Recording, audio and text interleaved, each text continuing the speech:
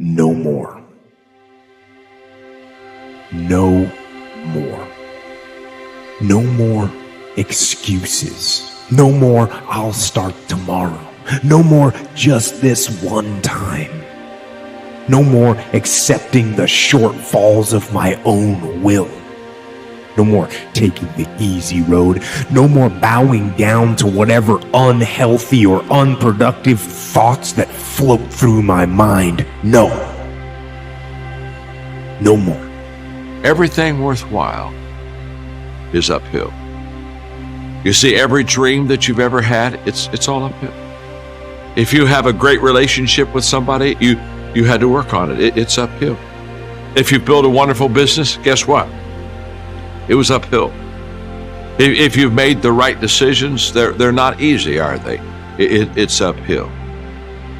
And the only way that you can go uphill is to be intentional. Nobody ever accidentally went uphill. You've never talked to a successful person and said, how did you get to the top of the mountain? And then look at you and say, I have no idea. If they're at the top of the mountain, they know how they got there. Because they had to have effort. It took energy. It took time. Everything worthwhile is uphill. Life is always giving you a test, trying to give you a way out, trying to give you an excuse not to show up. This is my excuse today. But guess what? You gotta have the mentality to show up every day of your life. No matter what life throws at you. I don't care what you're going through, what life's throwing at you. It's your responsibility to find your new 100%. People always say, you gotta love the work. You gotta love what you do. You don't have to love what you do. You gotta get addicted to what you do. You gotta be addicted to winning. You cannot work short hours. You gotta work long hours. You gotta work smarter and you gotta work harder. It's the work that you put in, the time and effort, the dedication, the hours that nobody else saw here, the sacrifices. You have to be disciplined. You have to be obsessive. You have to be addicted to the result. The bigger your dream is, the harder the grind. You might have small beginnings. You might not have a lot of money.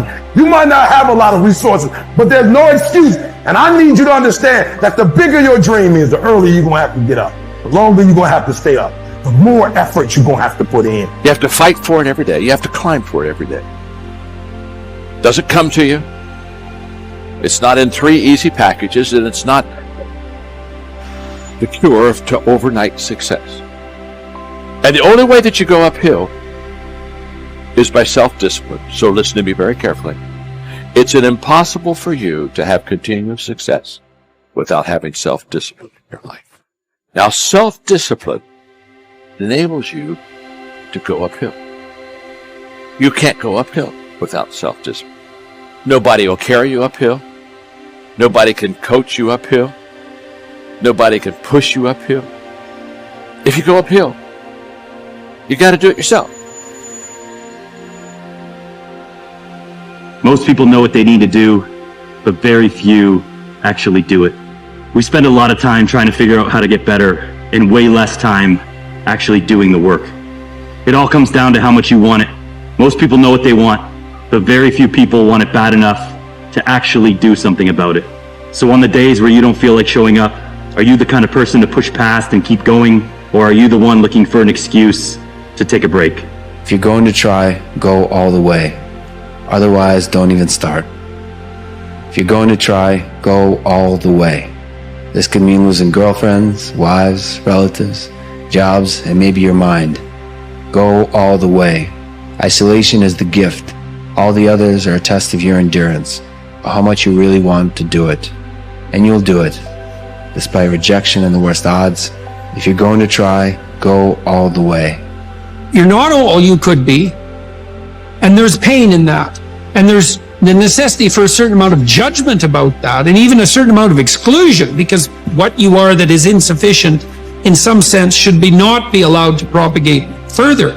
But, here's some things about you that are virtuous and good, and they're pretty powerful, actually, and if you just made those more manifest, you could dispense with a lot of this immaturity and misery, and you could start walking this pathway that makes things better. And the thing is that as soon as you start walking the pathway that makes things better, then things immediately become better because your whole orientation changes. And, you know, if you're in a bad place but you're escaping, that's pretty positive.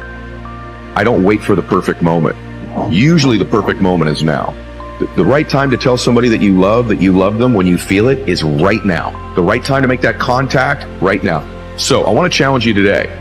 That call you need to make it now. That email you need to send it now. That chapter you need to write, that copy, that funnel, do it now. I love knocking things off the list because that creates momentum. And the more you do this, ironically, you will develop confidence in yourself to be able to attack things in the moment. Commit means to make it happen no matter what. See, when you make a commitment, I'm going to become wealthy. When you make it important, when you decide I'm going to do it no matter what, life changes for you. See, most people don't keep their commitments to their commitments. That's why they lead lives of poverty, lives of misery, lives of unhappiness.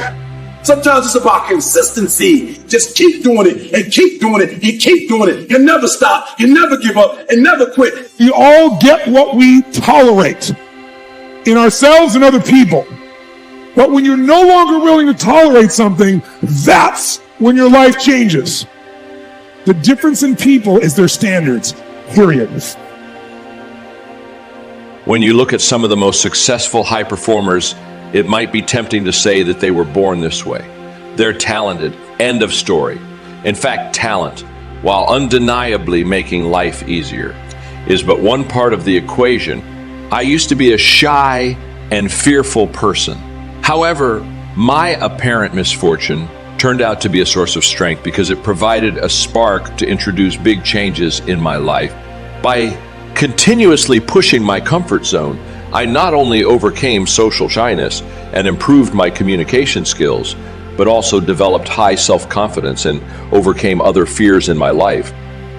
I might not have been born with the talent to be a people person. I still prefer solitude to crowds, but with self-discipline and consistent work, I still achieved astounding results. Next time, before you complain that you don't have a talent for something or weren't born this way, remind yourself that self-discipline in many situations can more than make up for a lack of inborn traits. Life's easy when you live it the hard way, and hard if you try to live it the easy way. Self-discipline means living your life the hard way, resisting temptations and instant gratification in order to receive bigger and better rewards in the future. It's certainly easier to avoid all kinds of discomfort and indulge yourself whenever you want, but in the end, all that you get from that approach is fleeting pleasure now at the expense of your future, which otherwise could have been much better. Consider a weak-willed person who, when faced with a challenge, immediately opts out. How likely is this person to achieve anything substantial in life if their primary value is to feel comfortable? How is this person going to manage a crisis that they must face? Even a relatively insignificant problem can become an insurmountable obstacle for a person who's been living a sheltered life and always avoided what's difficult or disagreeable. Now, contrast that with a person who voluntarily makes his or her life harder. They seek out and welcome challenges as opportunities to grow. Each self-imposed affliction strengthens them so that fewer and fewer difficulties in life overwhelm them. Day by day, they immunize themselves against problems, precisely because they seek them out. When life deals them an unexpected blow, they're ready to handle it because, thanks to living their lives the hard way, they're always ready for hardships. Your choices are made in a moment, but their consequences will transcend a lifetime. Humans have the capacity to act against their urges in exchange for a better future. Unfortunately, many people live by the principle of, if it feels good, do it, and if it doesn't, don't do it. Caving into your temptations whenever you feel them emerge is like relinquishing your humanity in a way. As an intelligent human being, you have an ability, and I dare say an obligation, to make decisions that are based on rational thinking, not on your instincts alone. Strive to be a better human and embrace your humanity by exercising your willpower muscle instead of succumbing to your most primal and least helpful for your long-term goals. Part of the brain, your most primal instincts, may provide temporary comfort, but seldom are good for the long term, except when there is a direct threat to your survival. If you study a subject every day for 1 hour a day, 5 days a week, in 5 years you will become an expert in that area. Some things simply have to be done every day. You know the old saying, an apple a day keeps the doctor away. Well, eating 7 apples all at once isn't going to give you the same benefit. If you want to improve, intentional growth needs to be a habit. A habit is something I do continually, not once in a while. Motivation may get you going, but the positive habits you develop and practice consistently are what keep you improving, as I am. These 2 words have helped me to stay on track. The first is intention. Every morning as I start my day, I intend to learn something that day. This develops a mindset in me to look for things that will help me improve. The other word is contemplation. Thinking about my challenges, experiences, and observations, it allows me to gain perspective. I can evaluate any losses, and I can learn from them. Contemplation time by myself also gives me time to do positive self-talk. Motivational humorist Al Walker stated, "The most important words we will ever utter are those words we say to ourselves about ourselves when we are by ourselves." During these conversations, we can beat ourselves up and make ourselves feel really small, or we can learn and build ourselves up so that we become better. If you want to spend some time each day to try to improve yourself, you might want to begin by asking yourself 3 questions at the end of the day, as I do. They are: what did I learn today? What spoke both to my heart and my head? How did I grow today? What touched my heart and affected my actions? What will I do differently? Unless I can state specifically what I plan to do differently, I won't learn anything. One of the things I don't do is compare myself to others during that time. There's a reason for that. My desire is to not become superior to anybody else. I only want to be superior to my former self. Intention and contemplation assist me in doing that. Make improvement intentional improvement is within the reach of anyone, no matter how experienced or green, educated or ignorant, rich or poor. To start improving today, do these 3 things. Decide you are worth improving to improve yourself. You must believe you can improve. Author Dennis Whitley has a wonderful definition for personal development. He says that it is the conviction that there is value in your dream. Personal development, he says, is the belief that you are worth the effort, time, and energy needed to develop yourself. It gives you permission to invest in yourself so you can develop your own potential in yourself. You don't need anyone's dreams but your own. And you don't need to become anyone other than yourself at your best. The great philosopher Thomas Carlyle once wrote, "Let each become all that he was created, capable of being." I can't think of a better definition of success. Life challenges us every day to develop our capabilities to the fullest.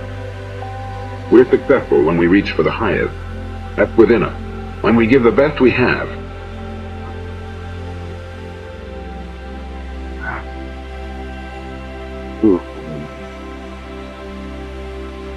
Pick an area to improve. You will have plenty of time to improve other areas of your life. Focus on the one now that focus your sense of purpose. I'm suggesting you to spend an hour a day improving in that area. Then take it slow but steady. We always overestimate what we can get done in a day or a week, but we underestimate what we can get done in a year. Just imagine what you will be able to get done in 5 years. Find opportunities to improve in the wake of your losses.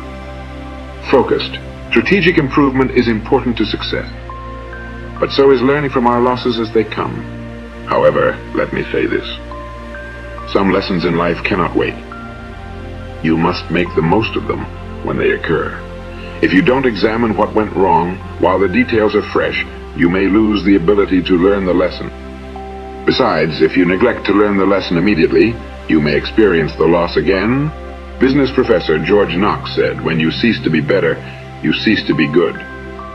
When you stop growing, you cease to be useful. a weed in the garden of prosperity. We are what we are today because we were what we were yesterday, and our thoughts today determine our actions tomorrow. Those who learn from their losses give themselves that permission. As your friend, I give it to you also. Knowledge may come from study, but wisdom comes from learning and improving in the wake of your mistake. When I maintain that perspective, I realize that I don't have to be perfect. I don't have to have it all together. I don't need to try to have all the answers, and I don't need to learn everything in a day. When I make a mistake, it's not because I'm a failure or worthless. I just didn't do something right because I still haven't improved enough in some part of the process, and that motivates me to keep growing and improving. If I don't know something, it's an opportunity to try to improve in a new area. I'm in it for the long haul. We work on the same principle as people who train horses. You start with low fences, easily achieved goals, and work up. When I got started, my fences were embarrassingly low, but in time I was able to raise them. Today, I'm still raising them little by little. That's the only way I know how to keep improving. And I always want to keep doing that because improvement is the focus of learning.